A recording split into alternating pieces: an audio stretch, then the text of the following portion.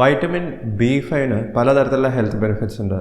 സ്കിന്നിന് നല്ലതാണ്, ഇമ്മ്യൂണിറ്റിക്ക് നല്ലതാണ്, നമ്മളുടെ ഓവറോൾ മെറ്റബോളിസത്തിനും വളരെയധികം നല്ലതാണ്. പക്ഷേ വൈറ്റമിൻ B5 എത്രയാണ് കഴിക്കേണ്ടത്, ഏത് ബ്രാൻഡാണ് ചൂസ് ചെയ്യേണ്ടത്, ഇതിൻ്റെ സൈഡ് എഫക്ട്സ് എന്തൊക്കെയാണ്? ഹായ് ഫ്രണ്ട്സ്, ഞാൻ ഡോക്ടർ പ്രസൂൺ. ഇന്നത്തെ വീഡിയോയുടെ വിഷയം പാൻറ്റോതെനിക് ആസിഡ് അല്ലെങ്കിൽ വൈറ്റമിൻ B5 ആണ്. നിങ്ങളും ചിലപ്പം വൈറ്റമിൻ B5 അടങ്ങിയിരിക്കുന്ന ടാബ്ലറ്റ്സ് കഴിക്കുന്നുണ്ടാവും. പക്ഷേ ഇന്നത്തെ വീഡിയോയിൽ ഞാൻ പറയാൻ പോകുന്ന കാര്യങ്ങൾ നിങ്ങൾ ചിലപ്പോൾ ഇതുവരെ ശ്രദ്ധിച്ചിട്ടുണ്ടാവില്ല. അതെന്തൊക്കെയാണ് നമുക്ക് നോക്കാം. വെൽക്കം ബാക്ക് ടു ഡോഫുണി നമുക്ക്. ആദ്യം നമുക്ക് വൈറ്റമിൻ B5 കുറിച്ച് ബേസിക്കലി എല്ലാവരും അറിഞ്ഞിരിക്കേണ്ട കാര്യങ്ങളെക്കുറിച്ച് പറയാം. ഇതൊരു B കോംപ്ലക്സ് വൈറ്റമിനാണ്. പലതരത്തിലുള്ള B വൈറ്റമിൻസിനെ കുറിച്ച് നിങ്ങൾ കേട്ടിട്ടുണ്ടാവും. ഏറ്റവും പോപ്പുലർ ആയിട്ടുള്ളത് B12 ആണ്. അത്തരത്തിലുള്ള ഒരു വൈറ്റമിനാണ് B5 എന്ന് പറയുന്നത്. ഇതിൻ്റെ മറ്റൊരു പേരാണ് പാൻറ്റോതെനിക് ആസിഡ് എന്ന് പറയുന്നത്. നമ്മളുടെ ബോഡിയിൽ പലതരത്തിലുള്ള ന്യൂട്രിയൻസ്, അതായത് നമ്മൾ കഴിക്കുന്ന ഭക്ഷണത്തിലൂടെ കിട്ടുന്ന ന്യൂട്രിയൻസ്, അത് കാർബോഹൈഡ്രേറ്റ്സ് ആവാം, ഫാറ്റ് ആവാം, ലിപ്പിഡ് ആവാം, ഇത്തരത്തിലുള്ള ന്യൂട്രിയൻസിൻ്റെ മെറ്റബോളിസത്തിൽ ഒരു പ്രധാന പങ്ക് വഹിക്കുന്ന ഒരു വൈറ്റമിനാണ് വിറ്റമിൻ B5 എന്ന് പറയുന്നത്. B5 എന്ന് പറയുന്നത് ഒരു വാട്ടർ സോല്യുബിൾ വൈറ്റമിൻ ആണ്. ന്യൂട്രിയൻസിൻ്റെ മെറ്റബോളിസത്തിൽ മാത്രമല്ല, നമ്മളുടെ സ്കിന്ന്, ഹെയർ, നെയിൽസ്, ചില തരത്തിലുള്ള ഹോർമോൺസ് നമ്മളുടെ ശരീരത്തിൽ ഉണ്ടാക്കാനും വൈറ്റമിൻ B5 അത്യാവശ്യമാണ്. നമ്മൾ കഴിക്കുന്ന ഭക്ഷണത്തിൽ വൈറ്റമിൻ B5 ഉണ്ടാവണം. ഏറ്റവും ചുരുങ്ങിയത് ഒരു അഡൽട്ടിന് കിട്ടേണ്ടത് ഒരു ദിവസം 5 മില്ലിഗ്രാം ആണ്. പക്ഷെ അധികം ആൾക്കാർക്കും വൈറ്റമിൻ B5 ഭക്ഷണത്തിലൂടെ കിട്ടുന്നത് വളരെ കുറവാണ്.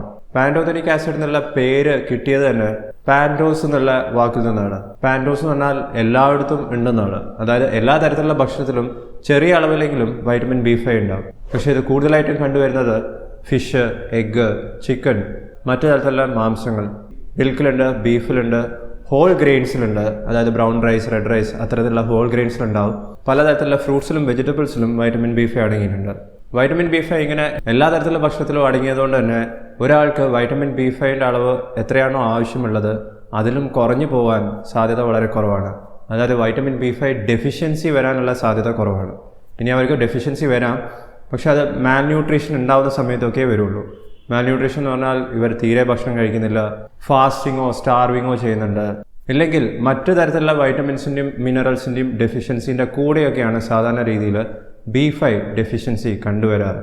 ഇനി വൈറ്റമിൻ B5 ഡെഫിഷ്യൻസി ഉണ്ടായാൽ തന്നെ സാധാരണ രീതിയിൽ ചില പ്രത്യേക തരത്തിലുള്ള സിംറ്റംസ് ഉണ്ടാവാം. പക്ഷേ ഈ സിംറ്റംസ് ഒന്നും B5 ഡെഫിഷ്യൻസിൻ്റെ സ്പെസിഫിക് അല്ല. ഇത്തരത്തിലുള്ള സിംറ്റംസിൻ്റെ ചില ഉദാഹരണങ്ങളാണ് വിട്ടുമാറാത്ത ക്ഷീണം ഉണ്ടാവാം, ഹെഡേക്ക് ഉണ്ടാവാം, തളർച്ച ഉണ്ടാവാം, കയ്യിലും കാലിലൊക്കെ തരിപ്പ് അനുഭവപ്പെടാം, പേഴ്സണാലിറ്റിയിൽ മാറ്റങ്ങൾ കാണാം, മസിൽ ക്രാംസ് ഉണ്ടാവാം, നോസിയ ഉണ്ടാവാം, മസിൽ കോർഡിനേഷൻ ചിലപ്പോൾ തകരാറിലാവാം. വൈറ്റമിൻ B5 അതുകൊണ്ട് തന്നെ സപ്ലിമെൻ്റ് രൂപത്തിൽ അവൈലബിൾ ആണ്. ഇത് ന്യൂറോബയോൺ ഫോർട്ട് ആണ്. ഇതൊരു ഫാർമസ്യൂട്ടിക്കൽ പ്രോഡക്റ്റ് ആണ്, ഒരു സപ്ലിമെൻ്റ് അല്ല. ഇതിൽ കാൽഷ്യം പാൻറ്റോതെനേറ്റ് എന്ന് പറയുന്നത് പാൻറ്റോതെനിക് ആസിഡ്, അതായത് വൈറ്റമിൻ B5 ഒരു രൂപമാണ്. ഇത് കുറച്ചുകൂടി സ്റ്റേബിൾ ആയിട്ടുള്ള ഫോമാണ്. ന്യൂറോബയോൺ ഫോർട്ടിൽ കാൽഷ്യം പാൻറ്റോതെനേറ്റ് അടങ്ങിയിരിക്കുന്നത് 50 മില്ലിഗ്രാം ആണ്. പക്ഷെ ഒരാൾക്ക് വൈറ്റമിൻ B5 ഡെഫിഷ്യൻസി ഉണ്ടെങ്കിൽ 50 മില്ലിഗ്രാം മതിയാവില്ല, 500 മില്ലിഗ്രാം തൊട്ട് 1 ഗ്രാം വരെയൊക്കെ ഒരു ദിവസം കഴിക്കാമെന്നാണ് പറയുന്നത്. ഇനി ഇതുകൂടാതെ പലതരത്തിലുള്ള സപ്ലിമെന്റ്സിലും പാൻറ്റോതെനിക് ആസിഡ് അടങ്ങിയിട്ടുണ്ട്. അതൊന്നും കാൽഷ്യം പാൻറ്റോതെനേറ്റിന്റെ രൂപത്തിലല്ല, മറ്റ് തരത്തിലുള്ള പ്രിപ്പറേഷൻസിലാണ്. അതിൽ കൂടുതലായിട്ടും 500 മില്ലിഗ്രാം, ചിലപ്പോൾ 1 ഗ്രാമിൻ്റെ അടുത്തൊക്കെ കണ്ടുവരാറുണ്ട്. പക്ഷേ ഇങ്ങനെ ക്യാപ്സ്യൂളോ ടാബ്ലറ്റ് രൂപത്തിൽ വായിലൂടെ കഴിക്കുന്ന vitamin B5 vitamin B5 popular ആയിട്ടുള്ളത് സ്കിന്നിൽ അപ്ലൈ ചെയ്യുന്നുള്ള ജെല്ല്, ക്രീം, ഇത്തരത്തിലുള്ള പ്രിപ്പറേഷൻസിലാണ്. ഇത്തരത്തിലുള്ള പല പ്രൊഡക്ട്സിൻ്റെയും അഡ്വർടൈസ്മെൻറ്റ് ഇപ്പോൾ നിങ്ങൾ കണ്ടിട്ടുണ്ടാവും. പക്ഷേ ഇങ്ങനെയുള്ള എല്ലാ പാൻറ്റോതെനിക് ആസിഡിൻ്റെ രൂപത്തിലും FDA അപ്രൂവൽ കിട്ടിയിട്ടുള്ളത് വെറും 2 ഫോമിന് മാത്രമേ ഉള്ളൂ. അതിലൊന്ന് പാൻതിനോളാണ്, രണ്ടാമത്തത് ഡെക്സ്പാൻതിനോളാണ്. ഇത്തരത്തിലുള്ള പ്രിപ്പറേഷൻസ് നമ്മൾ സ്കിന്നിനും ഹെയറിനും വേണ്ടിയിട്ടൊക്കെയാണ് ഉപയോഗിക്കുന്നത്. ഒട്ടുമിക്ക എല്ലാ കോസ്മെറ്റിക് പ്രൊഡക്ട്സിലും പാൻറ്റോതെനിക് ആസിഡ് എന്ന് എഴുതിയിട്ടുണ്ടാവും. പക്ഷേ ഏത് ടൈപ്പ് പാൻറ്റോതെനിക് ആസിഡ് ആണെന്നുള്ളത് അധികം ആൾക്കാരും ശ്രദ്ധിക്കാറില്ല. ഏറ്റവും ഇഫക്റ്റീവ് ആയിട്ടുള്ള 2 ഫോമാണ് പാൻതിനോളും ഡെക്സ്പാൻതിനോളും എന്നും പറയുന്നത്. അപ്പോൾ നിങ്ങൾ വൈറ്റമിൻ B5 അടങ്ങിയിരിക്കുന്ന ഈ 2 ഫോമിൽ ഏതെങ്കിലും ഒന്ന് ഉണ്ടോ എന്നുള്ളത് വായിച്ച് നോക്കിയിട്ട് വേണം വാങ്ങിക്കാൻ. സ്കിന്നിൽ അപ്ലൈ ചെയ്യുന്ന വൈറ്റമിൻ B5 പലതരത്തിലുള്ള കോസ്മെറ്റിക് പ്രൊഡക്ട്സിലും നമ്മൾ ഉപയോഗിക്കാറുണ്ട്. പക്ഷേ ഏറ്റവും കൂടുതൽ റിസർച്ച് നടത്തിയിട്ടുള്ളതും ഏറ്റവും കൂടുതൽ ഇഫക്റ്റീവ് ആണെന്ന് കണ്ടെത്തിയതും കുട്ടികൾക്ക് ഉണ്ടാവുന്ന എറ്റോപിക് ഡെർമറ്റൈറ്റിസിലാണ്. എറ്റോപിക് ഡെർമറ്റൈറ്റിസ് സ്കിന്നിനെ ബാധിക്കുന്ന കണ്ടീഷനാണ്. ഇച്ചിങ് ഉണ്ടാവും. ഇതിൽ സാധാരണ രീതിയിൽ നമ്മൾ ഉപയോഗിക്കുന്ന ട്രീറ്റ്മെൻറ്റ് സ്റ്റിറോയിഡാണ്, ഹൈഡ്രോകോർട്ടിസോൺ. പക്ഷേ വൈറ്റമിൻ B5 ഹൈഡ്രോകോർട്ടിസോണിനേക്കാളും, അതായത് സ്റ്റിറോയിഡിനേക്കാളും ഇഫക്റ്റീവ് ആണെന്നാണ് ചില സ്റ്റഡീസിൽ പറയുന്നത്. ഐസോട്രെറ്റിനോയിൻ തെറാപ്പി എന്ന് പറയുന്നത് മുഖക്കുരുവിൻ്റെ ഒരു ഇഫക്റ്റീവ് ആയിട്ടുള്ള ട്രീറ്റ്മെൻ്റ് ആണ്. ഇതിനെക്കുറിച്ച് ഞാൻ സെപ്പറേറ്റ് ഒരു വീഡിയോ ചെയ്തിട്ടുണ്ട്.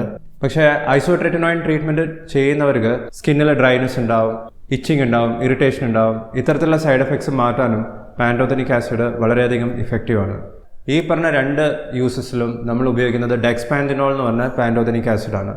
ഡെക്സ്പാന്തിനോളിന് വൂണ്ട് ഹീലിംഗ് പ്രോപ്പർട്ടീസും ഉണ്ടെന്ന് പറയുന്നുണ്ട്.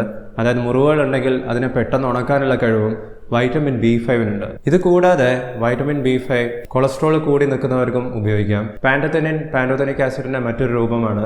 ഇത് ഡെയിലി കഴിക്കുന്നവർക്ക് LDL കൊളസ്ട്രോളും ടോട്ടൽ കൊളസ്ട്രോളും കുറയുന്നതായിട്ട് കണ്ടിട്ടുണ്ട്. ടോട്ടൽ കൊളസ്ട്രോളിന്റെയും HDL കൊളസ്ട്രോളിന്റെയും റേഷ്യോ നോർമൽ ആവുന്നതും കണ്ടിട്ടുണ്ട്. വൈറ്റമിൻ B5 അടങ്ങിയിട്ടുള്ള സപ്ലിമെന്റ്സ് ന്യൂറോ ഡീജനറേറ്റീവ് കണ്ടീഷൻസിൽ നമുക്ക് ഉപയോഗിക്കാം.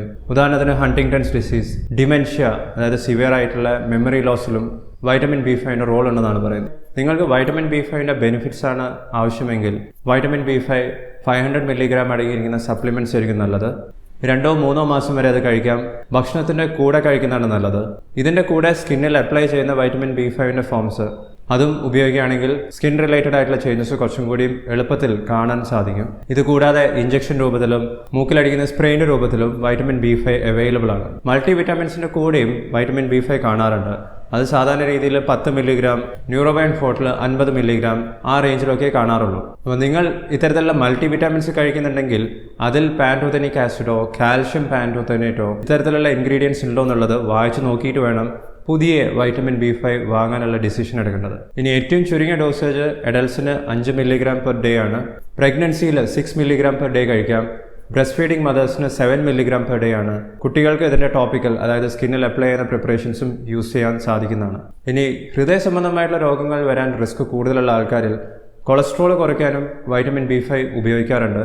ടോട്ടലായി 4 മാസം, അതായത് 16 വീക്സിൻ്റെ ട്രീറ്റ്മെൻ്റ് ആണ്. അതിൽ ആദ്യത്തെ 9 ആഴ്ചകളിൽ 600 മില്ലിഗ്രാംസ് പെർ ഡേ ആണ് കഴിക്കേണ്ടത്. ബാക്കിയുള്ള 7 ആഴ്ചകളിൽ 900 മില്ലിഗ്രാംസ് പെർ ഡേ ആണ് കഴിക്കേണ്ടത്. ഇങ്ങനെ കഴിക്കുന്നവർക്ക് ടോട്ടൽ കൊളസ്ട്രോളും LDL കൊളസ്ട്രോളും ഒക്കെ നോർമൽ ആവുന്നതായിട്ട് കണ്ടിട്ടുണ്ട്. ഇനി എന്തൊക്കെയാണ് B5 സൈഡ് എഫക്ട്സ് എന്ന് നോക്കാം. സാധാരണ രീതിയിൽ 5, 10, 50 മില്ലിഗ്രാം വരെയൊക്കെ ഒരു ദിവസം കഴിച്ചാൽ അധികം ആൾക്കാർക്ക് ഒരു തരത്തിലുള്ള സൈഡ് എഫക്ട്സ് ഉണ്ടാവാറില്ല. ഇത് അധികം ആൾക്കാർക്കും ഈസിലി ടോളറേറ്റ് ചെയ്യാൻ സാധിക്കും. പ്രഗ്നൻസി ടൈമിൽ പോലും ഇത് സേഫ് ആണെന്നാണ് പറയുന്നത്. പക്ഷേ ഡോസ് കൂടുന്നതിനനുസരിച്ച് 500 മില്ലിഗ്രാമിൻ്റെ മുകളിലേക്ക് 1 ഗ്രാമിൻ്റെ മുകളിലേക്കൊക്കെ ഡെയിലി കഴിക്കുന്നവർക്ക് ചില രീതിയിലുള്ള സൈഡ് എഫക്ട്സ് അനുഭവപ്പെടാം. മാക്സിമം സൈഡ് എഫക്ട്സ് കണ്ടിട്ടുള്ളത് 10 ഗ്രാമൊക്കെ ഒരു ദിവസം കഴിക്കുന്നവർക്കാണ്. ആ ഡോസിലേക്കൊന്നും ഒരിക്കലും പോകാത്തതാണ് നല്ലത്. ഡോസ് കൂടുന്നതിനനുസരിച്ചുള്ള സൈഡ് എഫക്ട്സ് സാധാരണ രീതിയിൽ diarrhoea, abdominal pain, muscle pain ഉണ്ടാവാം, ജോയിൻറ്റ് പെയിൻ ഉണ്ടാവാം. ചിലർക്ക് പുതുതായി പ്രമേഹം, അതായത് ഡയബറ്റിസ് തുടങ്ങുന്നതായിട്ട് കണ്ടിട്ടുണ്ട്. സോർ ത്രോട്ടും ഹെഡേക്കും റിപ്പോർട്ട് ചെയ്തിട്ടുണ്ട്. വൈറ്റമിൻ B5 ചില പ്രത്യേക തരത്തിലുള്ള മരുന്നിൻ്റെ കൂടെ കഴിക്കാൻ പാടില്ല. രണ്ടും തമ്മിൽ ഇൻട്രാക്ഷൻസ് ഉണ്ടാവും. ഇതിൻ്റെ ചില ഉദാഹരണങ്ങൾ ചില പോപ്പുലർ ആയിട്ടുള്ള ആൻറ്റിബയോട്ടിക്സ് ആണ്.